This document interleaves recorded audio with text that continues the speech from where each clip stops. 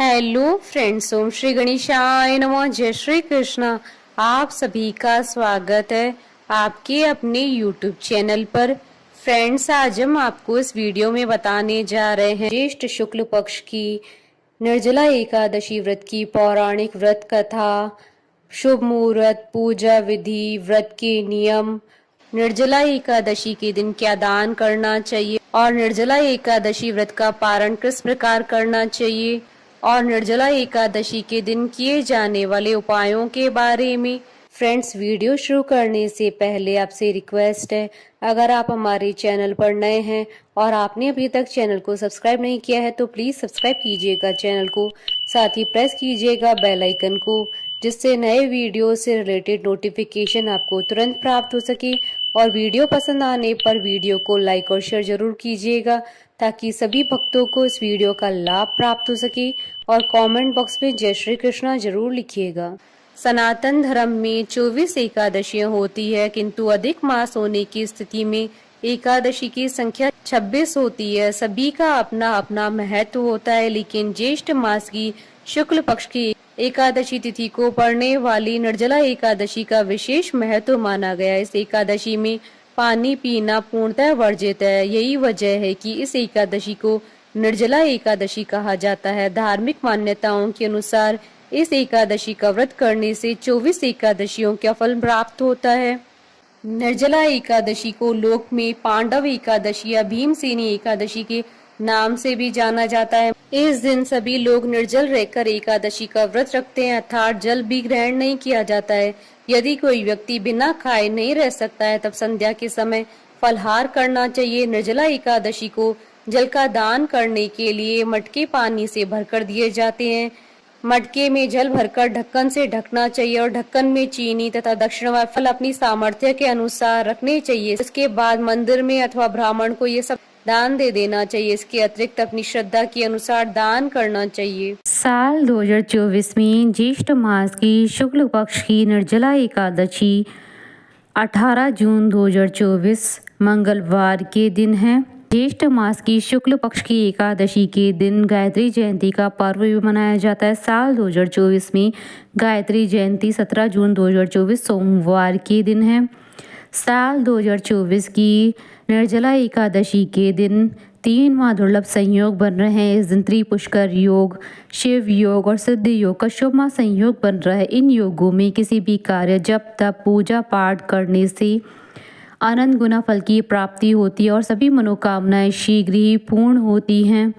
हिंदू धर्म में एकादशी तिथि का विशेष महत्व है। एकादशी तिथि भगवान विष्णु जी को समर्पित मानी जाती है। यही कारण है कि एकादशी के दिन भगवान विष्णु जी की विधि विधान से पूजा अर्चना की जाती है। मान्यता है कि एकादशी व्रत करने से शुभ फलों की प्राप्ति होती है। व्रती सभी सुखों को भोग कर अंत में मोक्ष हो जाता है।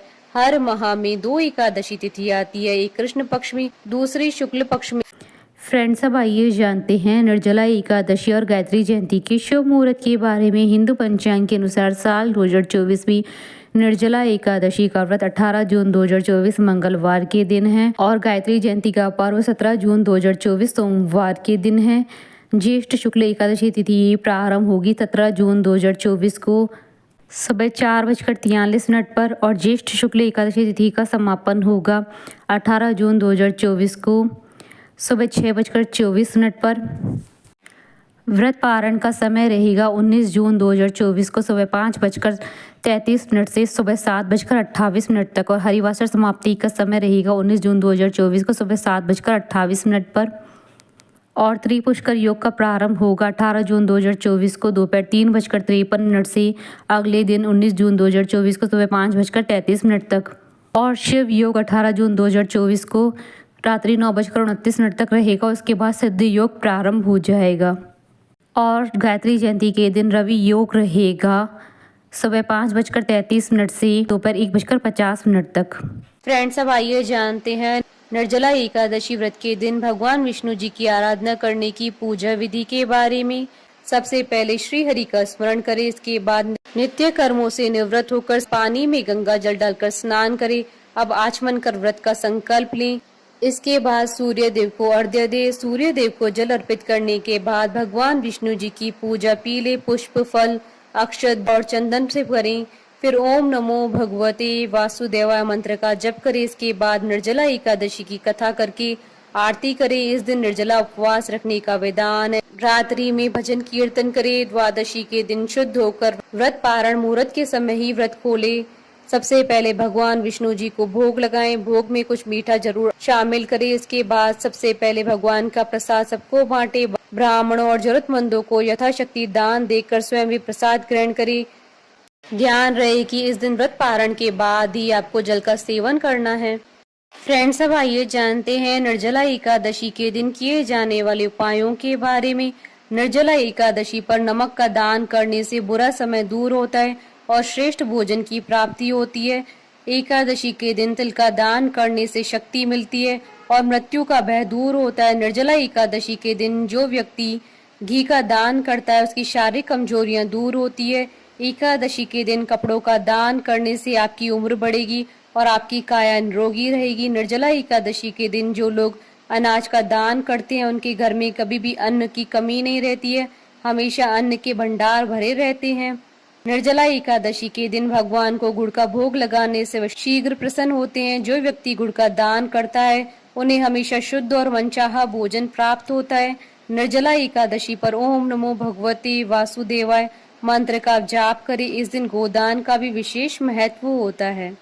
निर्जला एकादशी के दिन आंवले का रस डालकर स्नान करने से बहुत ही पुण्य फल प्राप्त होता है। शास्त्रों के अनुसार जो ऐसा करता है उसके समस्त पाप नष्ट हो जाते हैं। निर्जला एकादशी पर भगवान विष्णु जी को पीले फूल चढ़ाएं, इससे आपकी हर मनोकामना पूर्ण होगी। इस दिन भगवान शिव और माता पार्वती जी की पूजा का विशेष महत्व होता है। भगवान के सामने घी का दीपक जलाएं और माता पार्वती को इस दिन सुहाग की चीजें अर्पित करें। निर्जला एकादशी के दिन किसी भी शिव मंदिर में जाएं और भगवान को नारियल, बिलपत्र, सीताफल और सुपारी और मौसमी फल चढ़ाएं। इससे आपकी सभी मनोकामनाएं शीघ्र ही पूर्ण होंगी। मान्यता है कि इस दिन जो स्वयं निर्जल रहकर ब्राह्मण या जरूरतमंद व्यक्ति को शुद्ध पानी से भरा घड़ा दान करता है उसे जीवन में कभी भी किसी बात की कमी नहीं रहती है, हमेशा सुख समृद्धि बनी रहती है। फ्रेंड्स, अब आइए जानते हैं निर्जला एकादशी व्रत के नियमों के बारे में। धार्मिक ग्रंथों के अनुसार एकादशी के दिन भूलकर भी चावल नहीं खाने चाहिए। विष्णु पुराण के अनुसार एकादशी पर चावल खाने से पुण्य फल नष्ट हो जाते हैं। महर्षि वेद व्यास जी ने भीम को बताया था कि एकादशी का ये उपवास निर्जल रहकर करना चाहिए। इसमें न तो अन्न ग्रहण करते हैं न ही जल, केवल कुल्ला या आचमन करने के लिए मुख में जल डाल सकते हैं। इसके अलावा किसी भी तरह से जल व्यक्ति के मुंह में नहीं जाना चाहिए, अन्यथा व्रत भंग हो जाता है। निर्जला एकादशी का व्रत सूर्योदय से शुरू होकर अगले दिन सूर्योदय तक चलता है। पारण तक जल की एक बूंद भी गले के नीचे नहीं उतारी जाती। अगले दिन द्वादशी को सुबह में स्नान करके ब्राह्मणों को भोजन आदि कराएं। सामर्थ्य के अनुसार दान करके व्रत का पारण करें, इसके बाद ही आप जल ग्रहण कर सकते हैं। धार्मिक ग्रंथों के अनुसार निर्जला एकादशी के दिन भूल से भी मसूर दाल का सेवन नहीं करना चाहिए, क्योंकि मसूर की दाल को अशुद्ध माना जाता है। इसलिए व्रत के पारण में या जो व्यक्ति यह व्रत ना भी कर रहे हो उन्हें निर्जला एकादशी के दिन मसूर की दाल का सेवन नहीं करना चाहिए। ग्रंथों के अनुसार निर्जला एकादशी के दिन सेम का सेवन नहीं करना चाहिए। मान्यता है कि इस दिन सेम का सेवन करने से संतान को हानि होती है। इस दिन व्रती के परिवार के सभी सदस्यों को भी सेम नहीं खानी चाहिए। साथ ही व्रती को पारण के दिन भी इसका भूल से भी सेवन नहीं करना चाहिए। ग्रंथों के अनुसार निर्जला एकादशी के दिन लहसुन प्याज भी खाना वर्जित होता है। ग्रंथों के अनुसार निर्जला एकादशी के दिन व्रती या फिर उसके घर के सदस्यों को मीठा पान नहीं खाना चाहिए। इसका कारण यह है कि भगवान विष्णु जी की पूजा में मीठा पान चढ़ाया जाता है, क्योंकि यह भगवान को अर्पित किया जाता है, इसलिए इस दिन मीठा पान खाना वर्जित होता है। फ्रेंड्स, अब आइए आरंभ करें निर्जला एकादशी व्रत की पौराणिक कथा।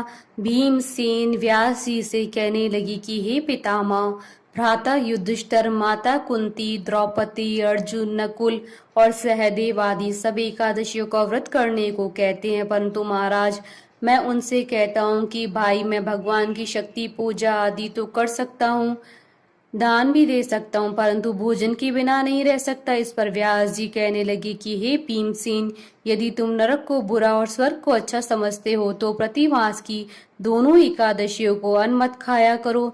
भीम कहने लगे कि हे पितामह, मैं तो पहले ही कह चुका हूँ, मैं भूख सहन नहीं कर सकता। यदि वर्ष भर में कोई एक ही व्रत हो तो मैं रख सकता हूँ, क्योंकि मेरे पेट में वक्र नाम वाली अग्नि है, तो मैं भोजन किए बिना नहीं रह सकता। भोजन करने से वह शांत रहती है, इसलिए पूरा उपवास तो क्या, एक समय भी बिना भोजन किए रहना कठिन है।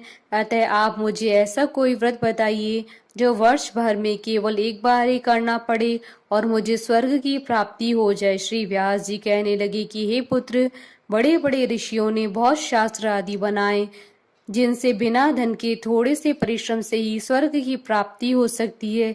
इसी प्रकार शास्त्रों में दोनों पक्षों की एकादशी का व्रत मुक्ति के लिए रखा जाता है। व्यास जी के वचन सुनकर भीमसेन नरक में जाने के नाम से भयभीत हो गए और कांप कर कहने लगे कि अब मैं क्या करूं। मास में 2 व्रत तो मैं कर नहीं सकता, हाँ वर्ष में 1 व्रत करने का प्रयत्न अवश्य कर सकता हूँ। अतः वर्ष में 1 दिन व्रत करने से यदि मेरी मुक्ति हो जाए तो ऐसा कोई व्रत बताइए। यह सुनकर व्यास जी कहने लगे कि वृषभ और मिथुन की संक्रांति के बीच ज्येष्ठ मास की शुक्ल पक्ष की जो एकादशी आती है उसका नाम निर्जला है। तुम उस एकादशी का व्रत करो। इस एकादशी के व्रत में स्नान और आचमन के सिवा जल वर्जित है। आचमन में 6 मास से अधिक जल नहीं होना चाहिए, अन्यथा वह मद्यपान के सदृश हो जाता है। इस दिन भोजन नहीं करना चाहिए, क्योंकि भोजन करने से व्रत नष्ट हो जाता है। यदि एकादशी को सूर्योदय से लेकर द्वादशी के सूर्योदय तक जल ग्रहण न करें तो उसे सारी एकादशियों का व्रत का फल प्राप्त होता है। द्वादशी को सूर्योदय से पहले उठकर स्नान आदि करके ब्राह्मणों को दान आदि देना चाहिए। इसके पश्चात भूखे और सुपात्र ब्राह्मण को भोजन कराकर फिर आप भोजन कर लेना चाहिए। इसका फल पूरे 1 वर्ष की संपूर्ण एकादशियों के बराबर होता है। व्यास जी कहने लगे कि हे भीमसेन, यह मुझको स्वयं भगवान ने बताया है। इस एकादशी का पुण्य समस्त तीर्थों और दानों से अधिक है। केवल 1 दिन मनुष्य निर्जल रहने से पापों से मुक्त हो जाता है। जो मनुष्य निर्जला एकादशी का व्रत करते हैं उनकी मृत्यु के समय यमदूत आकर नहीं घेरते हैं, वरन भगवान के पार्षद उसे पुष्पक विमान में बिठाकर स्वर्ग को ले जाते हैं। अतः संसार में सबसे श्रेष्ठ निर्जला एकादशी का व्रत है, इसलिए यत्न के साथ इस व्रत को करना चाहिए। उस दिन ओम नमो भगवते वासुदेवाय मंत्र का उच्चारण करना चाहिए और गोदान करना चाहिए। इस प्रकार व्यास जी की आज्ञा अनुसार भीमसेन ने इस व्रत को किया। इसलिए इस एकादशी को भीमसेनी या पांडव एकादशी भी कहते हैं। निर्जला व्रत करने से पूर्व भगवान से प्रार्थना करें, हे भगवान, आज मैं निर्जला व्रत करता हूँ, दूसरे दिन भोजन करूंगा। मैं इस व्रत को श्रद्धा पूर्वक करूंगा, अतः आपकी कृपा से मेरे सब पाप नष्ट हो जाएं। इस दिन जल से भरा हुआ 1 घड़ा वस्त्र से ढककर स्वर्ण सहित दान करना चाहिए। जो मनुष्य इस व्रत को करते हैं उनको करोड़ों पर सोने के दान का फल मिलता है, और जो इस दिन यज्ञ आदि करते हैं उनका फल तो वर्णन ही नहीं किया जा सकता। इस एकादशी के व्रत से मनुष्य विष्णु लोक को प्राप्त होता है। जो मनुष्य इस दिन अन्न खाते हैं वे चांडाल के समान होते हैं, वे अंत में नरक में जाते हैं। जिसने निर्जला एकादशी का व्रत किया वह चाहे ब्रह्म हत्यारा हो, मद्यपान करता हो, चोरी की हो या गुरु के साथ द्वेष किया हो, मगर इस व्रत के प्रभाव से स्वर्ग को जाता है। हे कुंती पुत्र, जो पुरुष या स्त्री श्रद्धा पूर्वक इस व्रत को करते हैं उन्हें पूर्वोक्त रीति से कहे हुए कर्म करने चाहिए। प्रथम भगवान का पूजन, फिर गोदान, ब्राह्मणों को मिष्ठान व दान दक्षिणा देनी चाहिए तथा जल से भरे कलश का दान अवश्य करना चाहिए। निर्जला एकादशी के दिन अन्न, वस्त्र, उपाहन अर्थात जूती आदि का दान करना चाहिए। जो मनुष्य भक्ति पूर्वक इस कथा को पढ़ते हैं या सुनते हैं या सुनाते हैं उन्हें निश्चय ही स्वर्ग की प्राप्ति होती है। कथा सार, अपनी कमजोरियों को अपने गुरुजनों व परिवार के बड़ों से कदापि नहीं छुपाना चाहिए। उन पर विश्वास करते हुए भक्त को चाहिए कि वे अपना कष्ट उन्हें बताएं ताकि वे उसका कोई उचित उपाय कर सके। उपाय पर श्रद्धा और विश्वास पूर्वक अमल करना चाहिए। बोलिए भगवान विष्णु जी की जय, सनातन धर्म की जय। हमारे साथ इस वीडियो में अंत तक बने रहने के लिए आपका धन्यवाद। ओम श्री गणेशाय नमः। जय श्री कृष्णा।